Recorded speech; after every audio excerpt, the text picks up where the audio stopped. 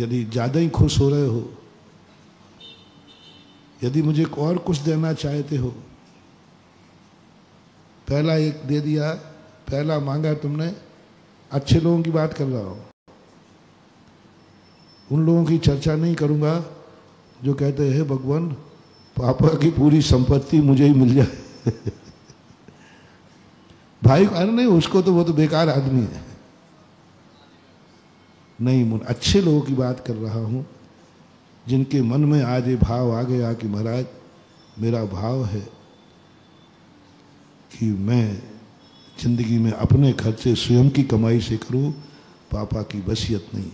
ये वरदान लेने तुम मंदिर आ सकते हो क्या?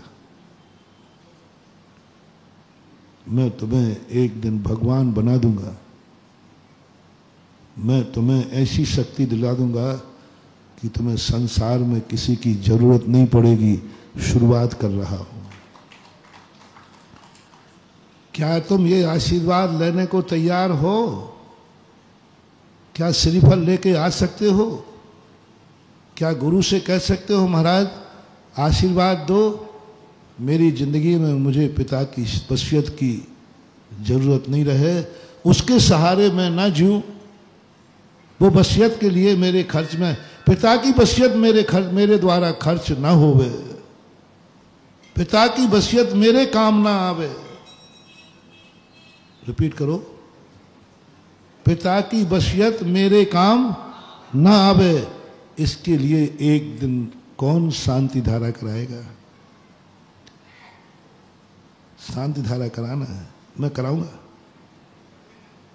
और ऐसे व्यक्ति की शांति धारा महानुभाव मैं अपने आप को भाग्यशाली मान के कराऊंगा, जो इसलिए आया कि मेरी जिंदगी में कभी माँ बाप की वसीयत का मेरे काम नहीं आवे। मेरे पिताजी की कर वसीयत, पिताजी पूज्य थे तो उनकी कमाई भी पूज्य है, ये सारी वसीयत पूज्य कार्यों में लगे, दर्शनोदय तीर्थ क्षेत्र में लगे। तुम्हारी कमाई नहीं की बेटा, ध्यान रखना। तो तुम आंखें दिखा रहे हो, तुम्हारी कमाई को नहीं बोला मैंने, तुम तो जो कहा तुम्हारी जानो, हमने तो किसकी कमाई कहा है बेटा? बाप की कमाई पर इतना भाव कर लो,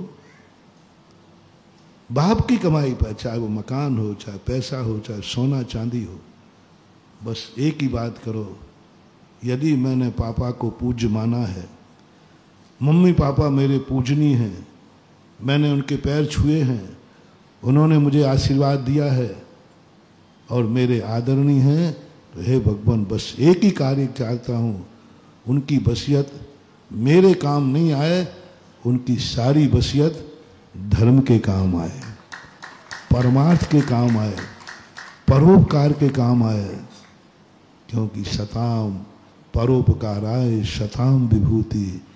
मेरे माता पिता बहुत सज्जन हैं, मेरे माता पिता बहुत धर्मात्मा हैं, मेरे माता पिता पर मुझे गर्व है, आदर्श है।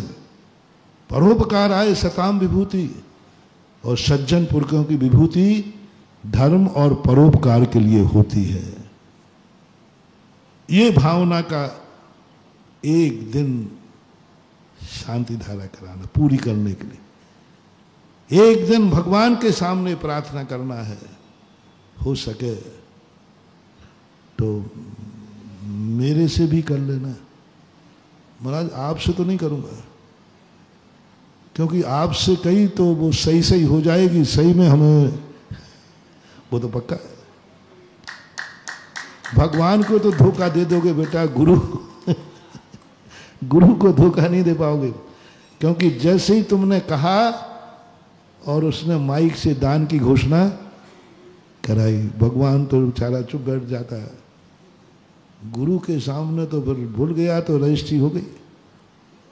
करो हिम्मत कि भगवान दो मुझे आशीर्वाद, मेरी जिंदगी में खुद चलाऊंगा और मेरी बाप की वसीयत जो है धर्म कार्य में आएगी। सोचो कभी ऐसा हो तो क्या हो, कितने बाप हैं अशोकनगर में? अच्छा बोलो, प्राय सभी बापों के बाद कुछ ना कुछ वसीयत होती है कि नहीं? कुछ ना कुछ तो होती है। हमें बेटों की वसीयत नहीं चाहिए। तुम्हारी तो बिल्कुल चाहिए ही नहीं, तुम तो बहुत खर्चीले आदमी हो, 9 खाएं 13 की भूख। तो तुम तो जितना कमाओ तुम खाओ उड़ाओ, जो करना हो तुम करो। बस सारे अशोकनगर के बच्चे सब मेरे भक्त हैं, समर्पित हैं। सारे अशोकनगर के बच्चों से मेरा कहना है, तुम्हारी कमाई बिल्कुल फ्री कर रहा हूं, बिल्कुल वायदा करता हूं, 1 रुपया। पर महाराज जी बाद में तो नहीं कहो, नहीं नहीं नहीं नहीं नहीं नहीं, छी महाराज, फिर हमारी कमाई में से भी आप मांगोगे इतना % दे दो, चलो प्रॉमिस नहीं कहूंगा। तो अपनी खुद की कमाई में से 1 रुपया दान मत करना, 1 रुपया दान मत करना, प्रॉमिस। बस पिता की सारी कमाई को, सारी वसीयत को दान करने की घोषणा कर दे बस। बोलो, यदि ये फार्मूला अशोकनगर में लागू हो गया तो थूबंजी क्षेत्र पत्थर का बनाऊं कि सोने का? तुम्हारी कमाई नहीं बेटा, ध्यान रखना, अकेले बाप की कमाई। एक दिन तो हमने हिसाब लगाया था, महाराज बाप की कमाई तो बहुत हो जाएगी, थूबंजी संभाल ही नहीं पाएगा, बाप की तो बहुत कमाई हो जाएगी। तो मैंने फिर दूसरी कमाई कौन है? अरे महाराज ससुराल की कमाई मिल जाए। किसी ने कहा था, जो जिस व्यक्ति को ससुराल से जो मिला है, चलो तुम्हारी कमाई तुम्हारे, तुम्हारे बाप की कमाई तुम्हारी, ससुराल से जिसको जो मिला है वो ही, आज नहीं कल के लिए, कल का समझना, हिसाब पूछ करके तुम बताओगे तो नहीं तो तुम्हारे ससुराल से पूछूंगा क्या क्या दिया था। जो तुम्हें ससुराल से मिला हो, मैं अंगूठी के, महाराज जी देखो अंगूठी मत रुआ, वो तो मेरी क्या बोलते हैं, चलो अंगूठी छोड़ता हूं, मंगलसूत्र छोड़ता हूं। जो ससुराल से तुम्हें मिला है वो सीधा सीधा दर्शनोदय तीर्थ क्षेत्र को चढ़ा दो। बोलो इतने में ही कितना आ जाएगा? ससुराल का माल पूछ रहा हूं अभी, तो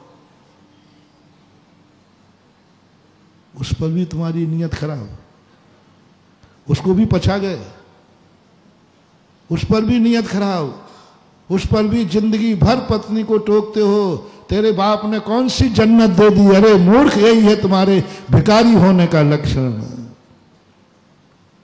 हम क्या कह रहे हैं, तुम्हारा गुरु क्या कह रहा है? बेटा ससुराल की कमाई पे अपनी जिंदगी नहीं देना, मिलेगी ससुराल की कमाई, देगा वो, देना चाहिए, बाप है वो बेटी का, वो खाली हाथ बेटी की विदा नहीं करेगा, वो तो देगा, लेकिन तुम्हें लेना भी है। मेरे भक्तों से कह रहा हूं, तुम्हारी बिटिया दी है, वो खाली हाथ विदा नहीं करेगा, वो तो देगा, और तुम्हें लेना भी पड़ेगा, लेकिन लेने के बाद ससुराल की कमाई का, ससुराल के धन का उपभोग नहीं करना, सीधा लेना। घर में प्रवेश करने के पहले ही हिसाब बना करके दर्शनोदय तीर्थ क्षेत्र थूबंजी को दे देना। आगम प्रमाण कैसे होते हैं सिद्धियां इनकी? जहां चाहो वहां धन मिलता है, जहां चाहो वहां उनके पवारा बनते हैं, जहां जा रहा है जंगल में जा रहा है तो धन बरस रहा है, जहां जाओ वहीं मंगल ही मंगल है। बरांग चरित्र, एक बरांग नाम का बालक हुआ, उसका एक नियम था, वो जो मैंने प्रवचन दे रहा हूं, कि मैं अपनी जिंदगी बाप की कमाई पे नहीं रहूंगा। राजा था, मैं खुद राज्य कमाऊंगा, मैं खुद अपना राज्य बनाऊंगा। एक दिन निकल गया घर से, ललितपुर पहुंचा, उत्तर प्रदेश में। वहाँ ललित नाम का राजा था, जिसके कारण से उसका नाम ललितपुर पड़ा। वहाँ के राजा का युद्ध चल रहा था मथुरा से। मथुरा का राजा थोड़ा खूंखार था, जीतना कठिन था। राजा ने घोषणा कर दी कि जो व्यक्ति मथुरा नरेश को जीतेगा, मैं उसे अपनी कन्या और आधा राज्य दे दूंगा। लेकिन कोई तैयार नहीं था, क्योंकि राजा खतरनाक था। बरांग घूमते घूमते उस नगर में पहुंचा, डिंडोरी पिट रही थी। बरांग राज दरबार में पहुंच गया और जो वहाँ बीड़ा रखा था वो उठा के चबा लिया। बोले तुम कौन हो? बोले परीक्षा बाद में, पहले काम बताओ। बोले ये काम है, सेना तैयार करो। पूरी कहानी को गौण करता हूँ। सेना तैयार की, मथुरा नरेश को बंदी बना करके राजा के सामने पेश कर दिया। पेश करते वो जाने लगा। बोले अब कहाँ जाते हो? पहले मेरा वचन है कि जो मुझे मथुरा नरेश को जीत लेगा, मैं अपनी कन्या और आधा राज्य दूंगा। ये लेना पड़ेगा। राजकुमार था, कन्या को लेना स्वीकार कर लिया। बोले राज्य तो नहीं लूंगा, मैंने अपने बाप का ही राज्य नहीं लिया तो तुम्हारा क्या लूंगा। बरांग कहता है सुनिए साहब, मैं राज्य लेने वाला नहीं हूं, ये फोकट का राज्य, दहेज का राज्य। मैं अपने बाप का ही राज्य छोड़ के आया हूं, जहां मैं पूरे बाप के अधिकारी था। तो मैं आपका राज्य कैसे लूंगा? ये मेरी प्रतिज्ञा है। तो ललित नरेश कहते हैं तो मेरी भी प्रतिज्ञा है कि जो राज्य जीत के आए, राजा को जीत के आएगा मथुरा के, उसको कन्या और राज्य दूंगा, तुम्हें लेना पड़ेगा। मेरा वचन है, मैं अपना वचन वापस नहीं दूंगा। राजकुमार कहते मेरा वचन है कि मैं किसी का राज्य। तो संवाद हुआ जम के। अंत में मीटिंग बैठी, पंच बैठे। तो कुंवर साहब छोटे माने जाते और ससुर साहब। तो सबने सोचा कि नहीं, ये राजा हैं, इनके ससुर भी हुए, इनका वचन झूठा नहीं होना चाहिए। फैसला में आया बरांग को अपने ससुर और देश के राजा के वचन की मर्यादा रखते हुए अपना वचन छोड़ना पड़ेगा। बड़ों के लिए कोई वचन टूटता है तो कोई आपत्ति नहीं है। बड़ों के खातिर यदि हमें कोई अपना नियम तोड़ना पड़े, बड़ों की सेवा के लिए, बड़ों की आज्ञा में, बड़ों के कहने पर, जैसे गुरु के कहने पर यदि कोई नियम तोड़ता है। समंतभद्र महाराज ने जीवन भर के लिए मुनि बने थे। जब तक मेरे घट में प्राण है मैं मुनि पद पे, लेकिन गुरु ने आदेश दिया मुनि पद छोड़ दो। नियम था जीवन भर का, मर जाते, लेकिन गुरु के आदेश पर मुनि पद छोड़ दिया। यदि महापुरुषों का, गुरुजनों का कोई भी आदेश होता है तो नियम तोड़ देना उतना पाप नहीं है जितना पुण्य गुरु की आज्ञा मानना है। गुरु ने कहा मुनि पद छोड़ दो, बोलो कितनी बड़ी बात है। अब यहां पर गुरु की आज्ञा ठुकरा दें या मुनि पद ठुकरा दें? मुनि पद है, समझ लो, साधु परमेष्ठी रत्नत्रय मोक्ष देने वाला, और एक और गुरु की आज्ञा है और एक मुनि पद है। क्या करें? नीति कहती है, शास्त्र कहते हैं, समंतभद्र महाराज कहते हैं मुनि पद छोड़ सकता हूं लेकिन गुरु की आज्ञा नहीं छोड़ सकता। छोड़ दो मुनि पद, छोड़ दिया। मोक्ष छोड़ देते हैं, चातुर्मास छोड़ देते हैं गुरु की आज्ञा पर। विष्णु कुमार मुनिराज नियम तोड़ दिया। ध्यान में बैठे थे विष्णु कुमार महाराज कि मैं 4 महीने ध्यान से उठूंगा नहीं, लेकिन जैसे गुरु का आदेश आया, चातुर्मास छोड़ करके 20 चतुर्मास में 700 मुनियों की रक्षा करने चल पड़े। तो जब परोपकार की बात हो, अपने पूज्य पुरुषों की बात हो, तो उस समय कोई भी बलिदान दिया जा सकता है, कोई भी त्याग किया, कुछ नहीं, कोई आप कुछ नहीं कर सकते। हमने साहब ये जीवन भर का नियम दिया था, हमने संकल्प किया था, कुछ नहीं, बट परंतु लेकिन कुछ नहीं। आदेश किसका है? गुरु का। आदेश किसका है? पूज्य पुरुषों का। आदेश किसका है? आदर्शों का। गुरु का अपने आदर्शों, कुछ नहीं, कुछ नहीं। आदर्श है, पिता भी ले सकते हो, ससुर भी ले सकते हो।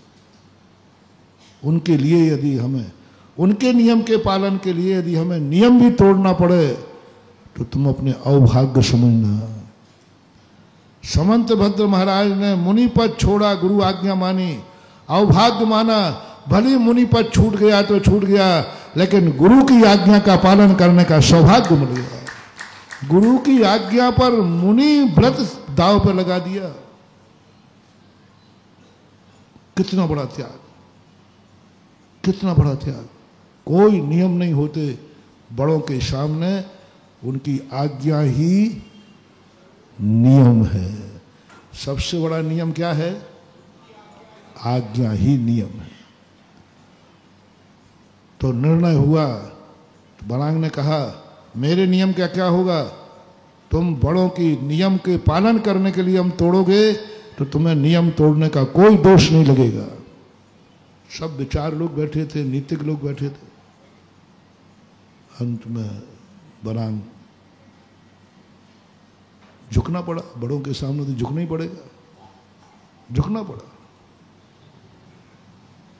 बड़ों की बस, बड़े लोगों को बस एक ही फायदा है, वे अपने बड़ों के बड़प्पन के कारण से छोटों को कहीं भी झुका देते हैं, और झुकना पड़ता है, नीति है। रामचंद्र जी और भरत जी का जब सम्मेलन हुआ चित्रकूट में, कौन जीता था? भरत। गलत मत बोलो। बड़ों के चक्कर में तुम इतने पड़ जाते हो कि छोटों की थोड़ा भी श्रेय नहीं देना चाहिए। जब निर्णय हुआ था और भरत कहता है कि मैं भैया को लिए बिना जाऊंगा नहीं, और रामचंद्र जी कहते हैं मैं छोड़ के आया हूं 14 वर्ष के पहले, आऊंगा नहीं। और दोनों जिद्दी थे, दोनों दशरथ पुत्र थे। जब पंच हुआ, बोले ठीक है। बोले पंच किसको बनाया जाए? जनक जी को। अब रामचंद्र जी खुद, तो अपने तो ससुर जी हैं, अपना पक्ष लेंगे, हमें जिताएंगे।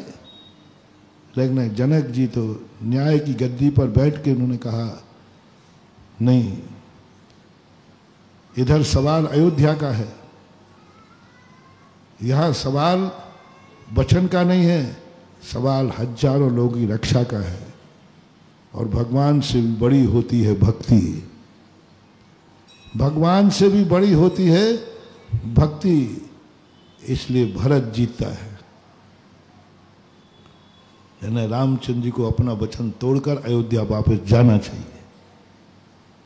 अब फैसला तो मानना पड़ेगा, क्योंकि हस्ताक्षर पहले ही हो गए थे कि जो जनक जी कहेंगे। लेकिन बड़े लोग तो बहुत आगे के होते हैं ना, बहुत आगे के होते हैं। बड़े लोगों की यही तो विशेषता है, वे जीत कर भी हार जाते हैं और हार करके भी। उन्होंने कहा ठीक है, मुझे फैसला मंजूर है, मैं आज से अयोध्या का राजा, मैं राजगद्दी रहने को तैयार हूं।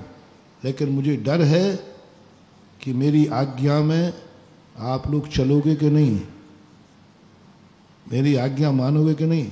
सब कहते हैं आपकी आज्ञा। नहीं नहीं, मुझे खतरा है, सबसे ज्यादा भरत पे खतरा है। आखिर है तो कैकेयी पुत्र, ये मेरी आज्ञा मानेगा कि नहीं मानेगा। भरत कहते भैया मेरे पर संदेह। बोले यहां नहीं, पहले खुली खुली हो जाना चाहिए बाद का झगड़ा डंडा नहीं। भरत ने बहुत कहा भैया मेरे पे संदेह कर रहे आप। लक्ष्मण ने कहा भैया आप भरत पे संदेह कर, मुझे किसकी नहीं सुनना, वचन दो, वचन दो कि मेरी आज्ञा का पालन होगा कि नहीं होगा। सब स्तब्ध रह गए कि रामचंद्र जी को ये शक क्यों हो रहा है कि भरत मेरी आज्ञा नहीं मानेगा। भरत ने कहा, हाँ लाओ, क्या लेना है? तो बताते जल लेकर करते हैं ऐसे, ऐसा कुछ होता है, जल है, पुष्प हैं। मैं जल की साक्षी पूर्वक कह रहा हूँ, मेरे भैया राजा राम जो भी आज्ञा देंगे हम प्राण पर्यंत मानेंगे। 3 बार बोल दो भैया, 3 बार बोल दिए। बैठ जा बैठ जा बैठ जा बैठ। अब रामचंद्र जी क्या कहते हैं? अयोध्या नरेश राजा राम भरत को आदेश देता है कि मैं 14 वर्ष वनवास में रहूंगा और वो राज्य का संचालन करेगा। Take to order.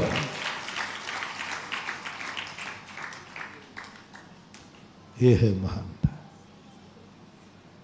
भरत भी जीत गया और स्वयं भी जीत गए, कोई हारा नहीं, दोनों जीत गए। वरांग भी एक तद्भव मोक्षगामी जीव था। बहुत पुराना पुराण है महान वरांग चरित पढ़ना, बहुत बड़ी, वो भी बहुत आगे का था।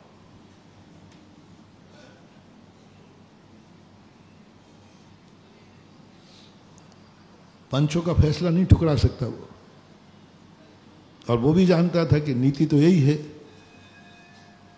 कि ससुर को झुकना पड़े और कुंवर साहब को झुकना पड़े, तो किसका झुकना श्रेष्ठ है? कुंवर छोटा है, वो बाप जैसा होता है।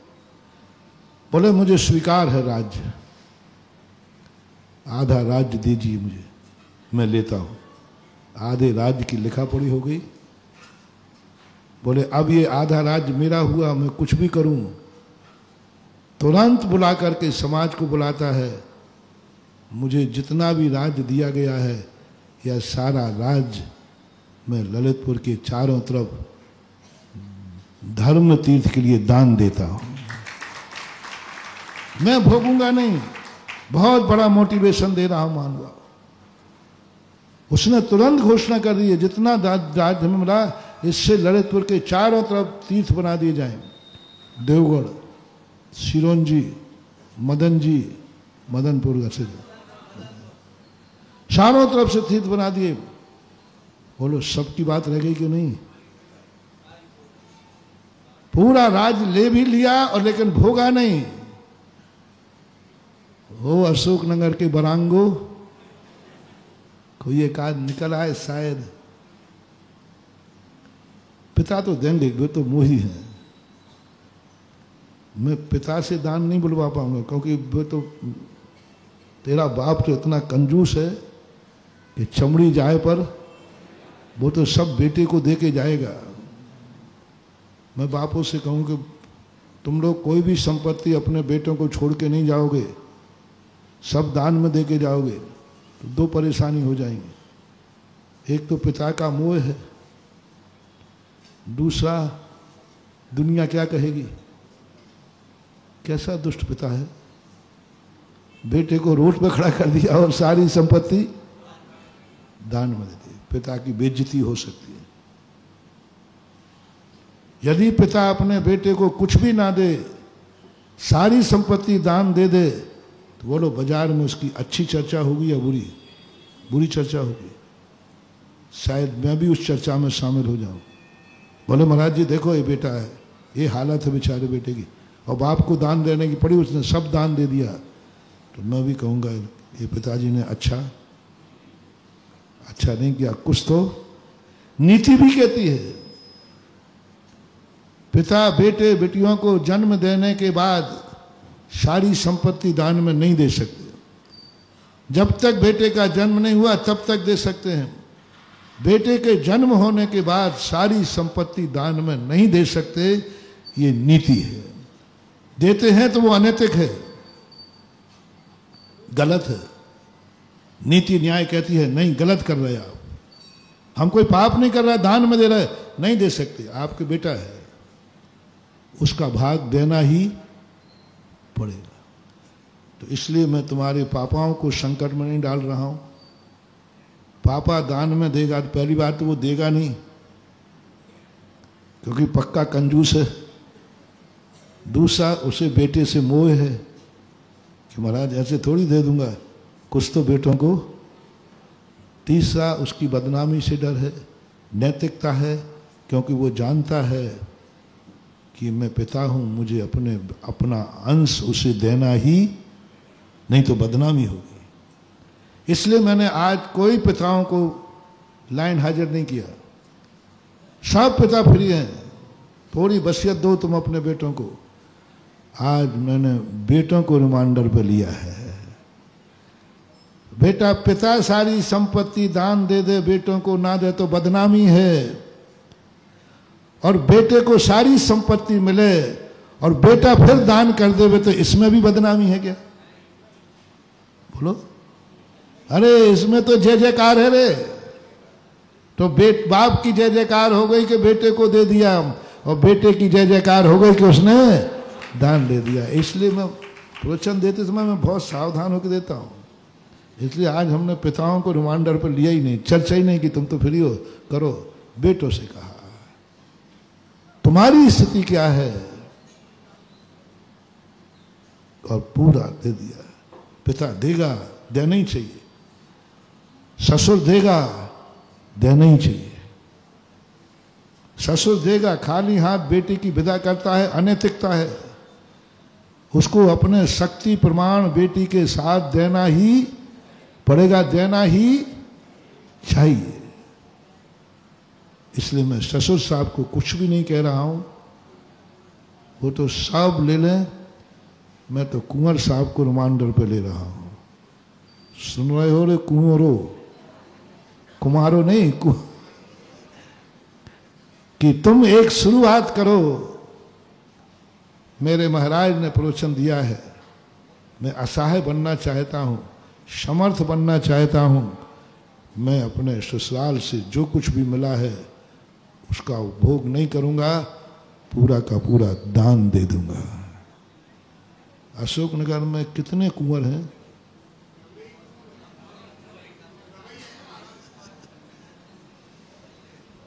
सब लोग। कितने दिन का समय दे दूं? ऐसे वो हम समय देते ना, कल 24 का ड्रा खुलेगा, कल अशोकनगर का ड्रा खुलेगा, धुवन जी का खुलेगा। इसके लिए कितने दिन दे दूं? सब लोगों को अपना हिसाब पेश करना है, ससुराल से किसको कितना मिला है। मैं स्टाम्प तैयार कर रहा हूं। रसीद